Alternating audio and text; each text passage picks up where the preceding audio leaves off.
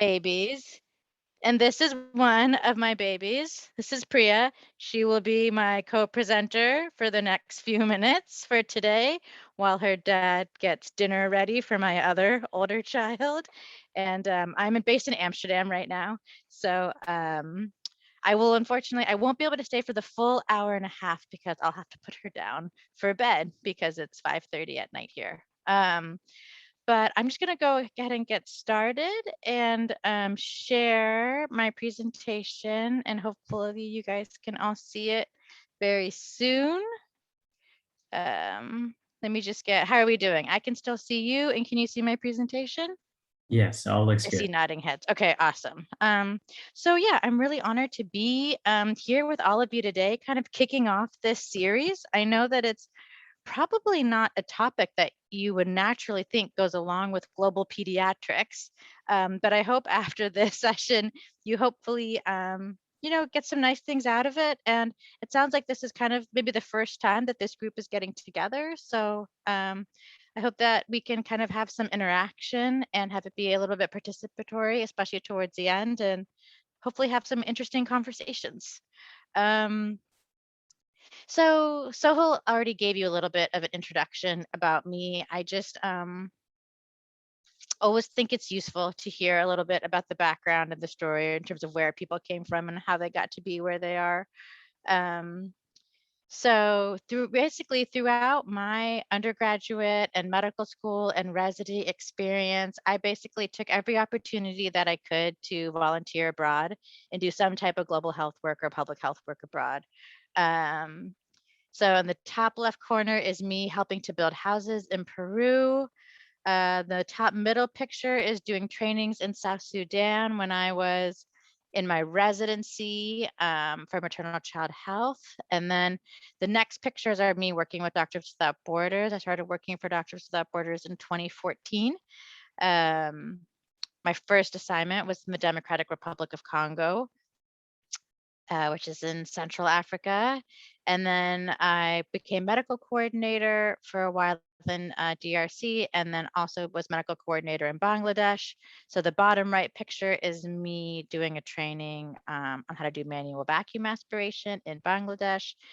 And then since 2017, I have been the head of MSF's task force for safe abortion care. So that's kind of what I'd like to spend most of the time today talking with you all about. So just so we're on the same page, what is safe abortion care?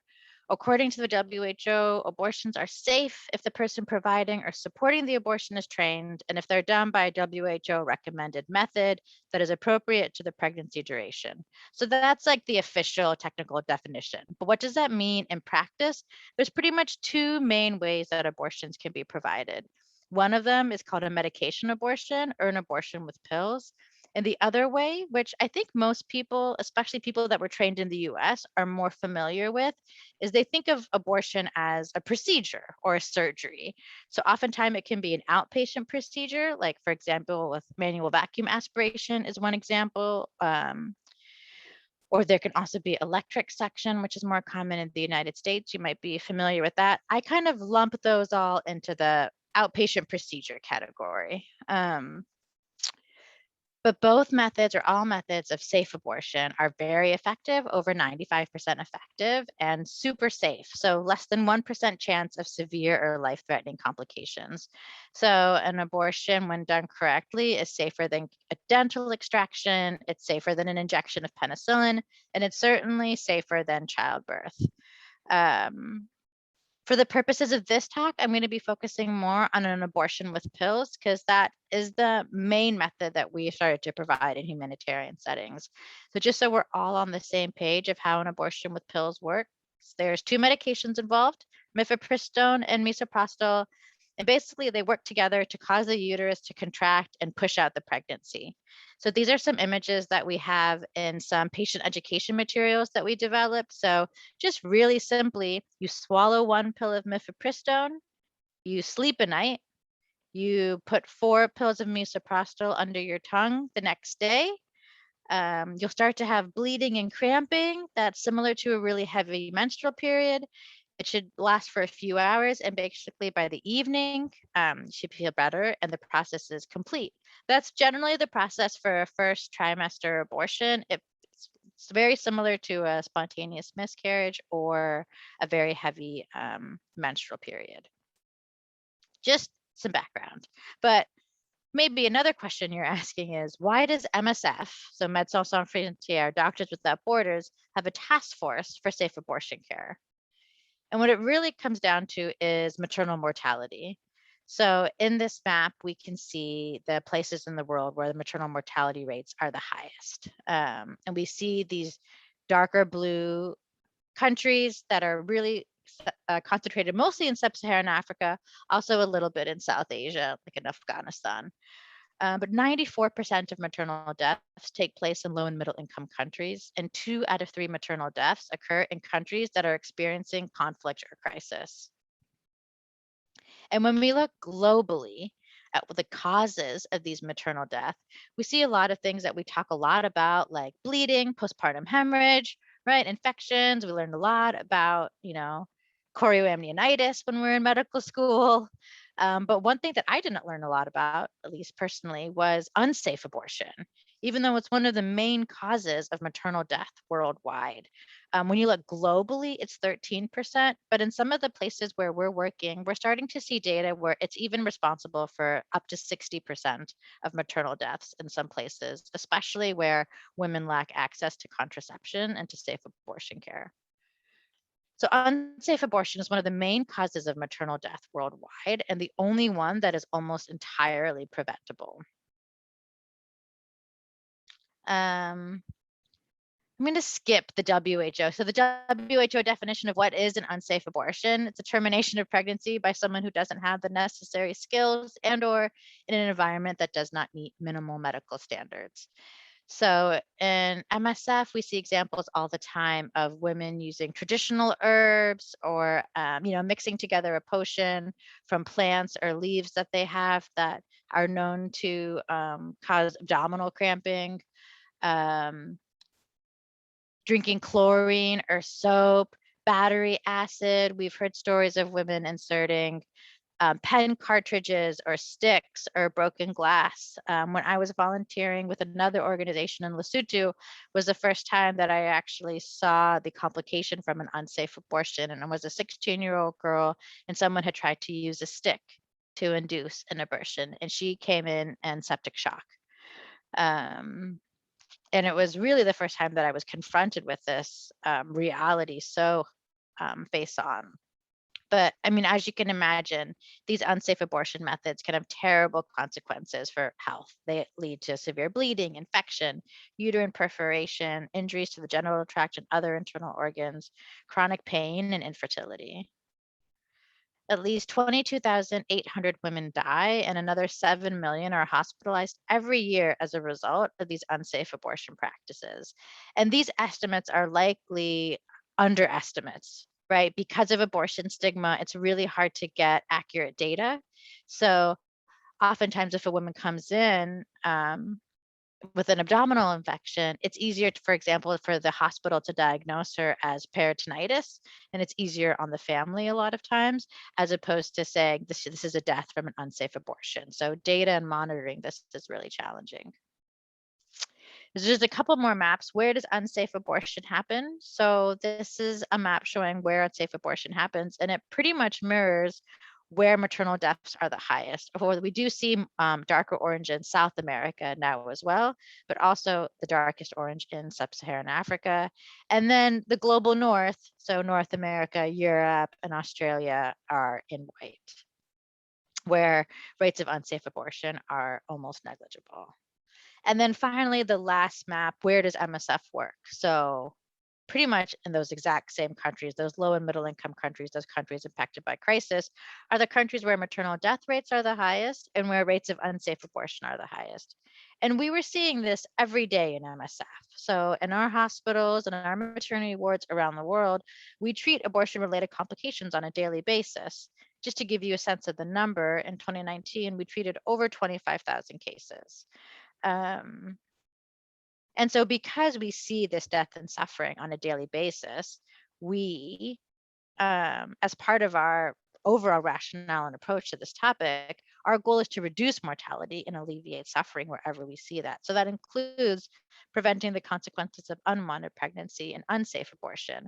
So our approach is to provide comprehensive reproductive health care services that include safe abortion care, contraception, and post-abortion care.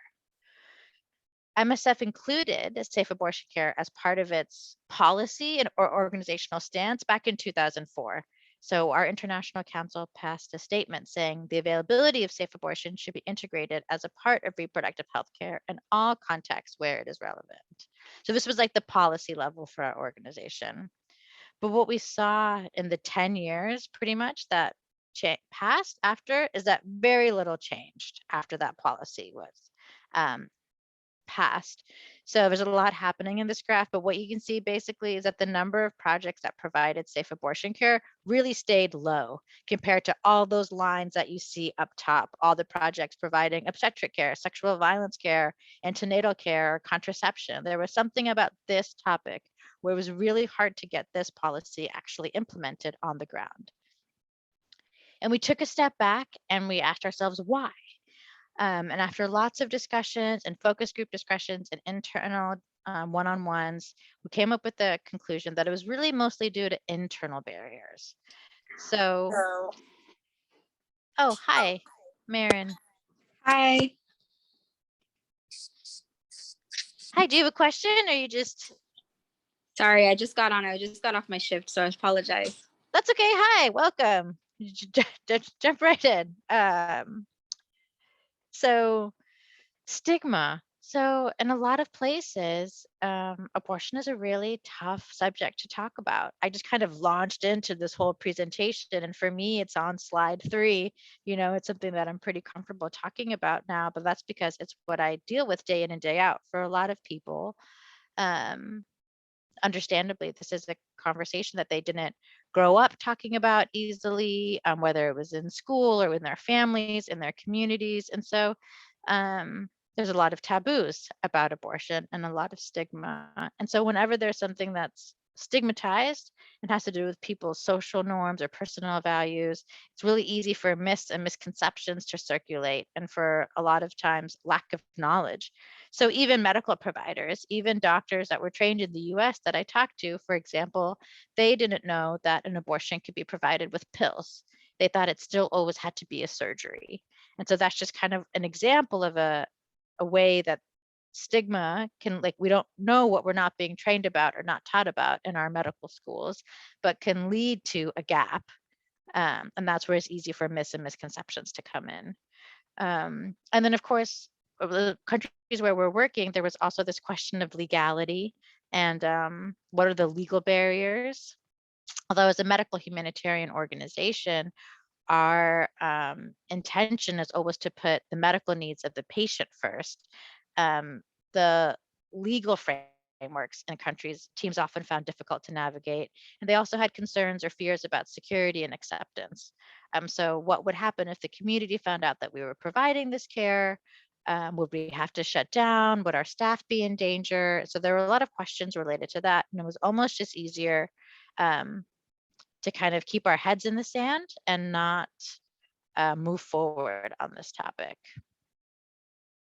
So in order to move from policy to action, we developed a new approach, which was the task force. So the goal was to increase availability of safe abortion care and MSF projects, and the how was direct field support. So we picked 10 pilot projects in sub-Saharan Africa, all in countries with relatively restrictive legal frameworks around abortion. And we provided direct field support. So this is me on the back of a motorcycle going on my way to one of MSF's projects to provide this direct field support. And the field support visit was kind of composed of these 6 steps. So the first one was a workshop that we adapted from another organization's workshop. It's called Exploring Values and Attitudes. The original one's called Values Clarification and Attitude Transformation. The idea was, before we could address this topic, what we needed to do was open a dialogue. and really start a discussion where everybody could feel comfortable and safe sharing their opinions, expressing their potentially different opinions. It's a hot topic, something that people feel sensitively about. It's also something that people have direct personal experience with. So how can we open up this conversation amongst all of our staff, international staff and national staff? And we did it with not just the doctors and nurses and midwives, but also our guards, our drivers, the cooks, the cleaners, the logistics staff. How can we really open up this conversation and hear from as many people as we possibly could?